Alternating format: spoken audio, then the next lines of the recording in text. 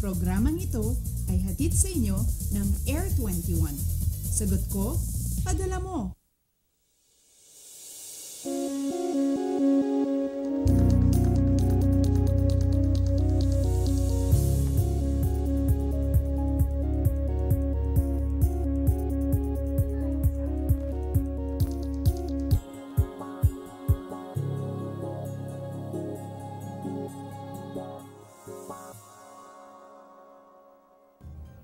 Diyos marahay na aga Luzon, maupay na aga Visayas, at maradyaw na buntag Mindanao. Kamusta ang tulog nyo? Naku, siguradong masarap yan dahil lumalamig na naman ang panahon. Para sa mga estudyante na papasok na sa eskwela, bangon na at bilisan ang kilos dahil mahirap maipit sa traffic.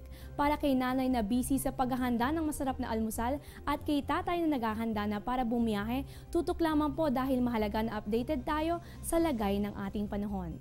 Live mula sa Pag-asa Weather and Flood Forecasting Center, ito ang Panahon TV na mula Lunes hanggang Linggo, unang maghahatid sa inyo ng pinakabagong ulat panahon. Sabay din kaming mapapanood sa www.ptv.ph. Ako po si Eunice Huntayas, ang inyong makakasama ngayong Thursday morning. Para sa maagang magbubukas ng tindahan, asahan ang sunrise natin bandang 5:45 ng umaga habang ang sunset naman ay 5:48 ng hapon. At kaugnay nga dito sa ating binabantayan na habagat na nagpapaulan sa ating bansa. Naglabas ng advisory ang Pag-asa para sa light to moderate rains and occasionally heavy rains as of 5:05 ng umaga. Ito ay magpapatuloy sa loob ng 1 hanggang 2 oras. Partikular yan dito sa Oriental Mindoro, Romblon at sa Sorsogon. At sa puntong ito, makakasama natin ngayon ang isa sa mga Pag-asa weather forecaster, Mr. Samuel Duran. Ano na po ba ang balita dito sa habagat? At meron po tayong binabantayan na sama ng panahon sa labas ng ating boundary. Ano na po bang lagay dito? Magandang umaga po at magandang umaga din po sa lahat po ng ating mga televiewers. So sa ngayon, as of 4 a.m., yung pong binabantayan nating bagyo na may international name na Chaba ay tinatayang nasa layong 2,470 kilometers. Silangan po yan ng Luzon. Ito po ay may taglay na lakas na umabot po sa 75 kilometers per hour at pagbugso naman ng hangin umabot po sa 95 kilometers per hour. Kumikilos po ito pa kanluran sa bilis po na 22 kilometers per hour. Kung hindi po ito magbago ng direksyon at bilis, saan po natin na by Saturday, papasok na po ito ng ating PAR at tatawagin po nating bagyong Igme. Ayan po, maghanda po tayo dahil sa weekend o sa Sabado ay inaasahang papasok itong low pressure area na ating papangalanan na bagyong Igme. At Mr. Samuel Duran, isa lamang po itong katanungan at para maliwanagan ng ating mga viewers dahil napapansin namin na sa tuwing umaalis ang bagyo ay na-enhance nito ang habagat. Maaari niyo po bang ipaliwanag kung paano pinaiigting ng bagyo ang habagat? Yes, Eunice. Yung po nga pag-igting ng ating habagat, ito po ay depende talaga sa lakas ng bagyo at yung position po ng bagyo. Ngayon, kapag yung bagyo po natin ay nasa may northern part ng ating PAR, malaki po talaga yung posibilidad na mag-enhance ito or maghatak ng hangin na yung hangin po ay nagdadala naman ng mga pag-ulan. So yan po yung mga talagang critical, yung lakas po ng bagyo at yung position po ng bagyo na kung saan ito yung pinaka nag-enhance talaga ng habagat. Maraming salamat po sa inyong pagpapaliwanag dito, Mr. Samuel. At ito po ay isang katanungan mula sa Panahon TV follower na si Randel Santos. Ang tanong po niya, kailan po ba matatapos itong habagat season at kailan po muli magsisimula ang amihan? So maraming salamat sa tanong mo, Randy.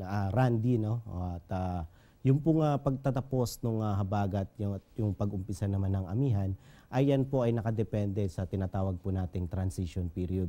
Yung pong transition period natin, ito po yung buwan ng October na kung saan po nag-uumpisa naman yung habagat. Yan po yung pagtatapos ng habagat at yung umpisa ng amihan na kung saan pumapasok naman po yung ibang weather system. So dahil po dyan sa buwan na yan, dyan po yung hudyat na ng pagtatapos ng habagat at yung umpisa naman ng amihan. At kadalasan yung pong umpisa ng amihan ay nagaganap sa mga last week po ng October. Ayan, Randel, nalaman mo na kung kailan at malapit na nga magsimula itong amihan season. At panghuling katanungan na po ito, Mr. Mr. Samuel, ano na po ba ang nilalaman ng ating 5 a.m. weather forecast para sa paghahanda ng ating mga televiewers?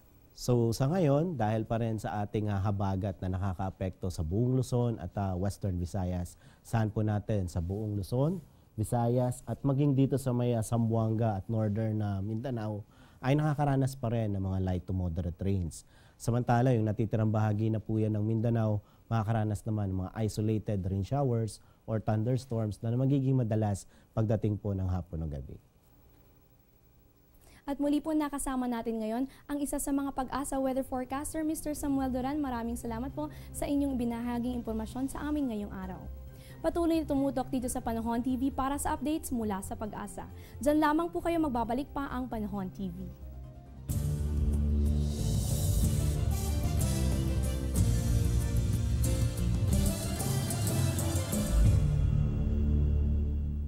Get timely and reliable Philippine weather information anytime, anywhere through the Panahon TV mobile app, a multifunctional mobile app that brings you weather updates sourced directly from Pag-asa. The app provides a complete 3-day weather forecast at your location. It also allows you to ask or share the weather to the community. It has auto alerts for thunderstorm advisory, rainfall warning, and storm signals over your area. Download for free today, available at Google Play Store and iOS.